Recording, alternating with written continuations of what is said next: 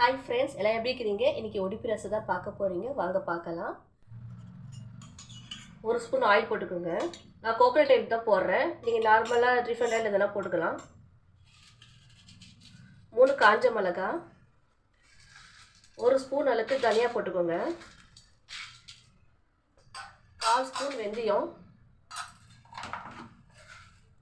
1 spoon ஜீரகம் போட்டுக்கோங்க. கொஞ்சோண்டு கருவேப்பிலை,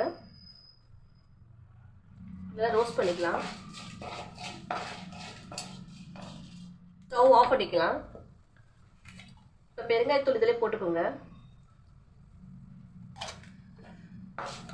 ரெண்டை மிக்ஸ் பண்ணிக்கிட்டு சூடு ஆனதுக்கப்புறம் மிக்சியில் தண்ணி ஊற்றி அரைச்சிக்கோங்க பேஸ்ட். ஸ்டவ் ஆன் பண்ணிக்கிட்டு வானலில் 1 ஸ்பூன் அளவுக்கு கோகோனட் ஆயில் போட்டிருக்கேன். 1 ஸ்பூன் கடுகு,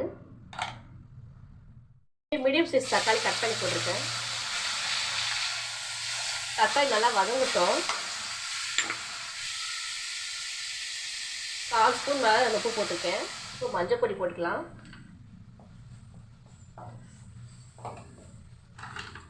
இது கூட சின்னதாக நெல்லிக்காய் சைஸில் நான் புளி ஊற வச்சுருக்கேன். உப்பு போட்டு ஊற வச்சுருக்கேன். அந்த புளி தண்ணியை நான் ஊற்றிக்கலாம். கொண்டு நான் வெல்லம் போட்டுக்கிறேன். துவரம்பருப்பு அதோட தண்ணியும் சேர்த்துக்கலாம். கப் அளவுக்கு தண்ணி சேர்த்துக்கலாம். கூடவே நம்ம அரைச்ச விழுது சேர்த்துக்கலாம். நல்லா கொதி வரட்டும். இதுக்கு மேலே கொஞ்சம் கருவேப்பிலையும் கொத்தமல்லி தூவிக்கலாம். இதுக்கு மேலே கொஞ்சமாக பெருங்காயத்தூள் போட்டுக்கலாம் வாசனைக்கு. கொதி வந்துச்சு.